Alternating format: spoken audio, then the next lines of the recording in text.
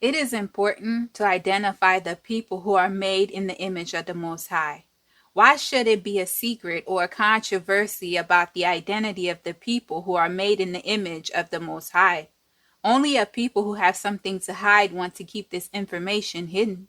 Because the Most High made men in his image and likeness, the original people before the Watchers polluted the human species are the indigenous black people.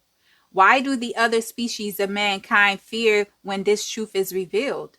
It's only skin doctrine when the indigenous black people is exposing the lies that have been told for many generations.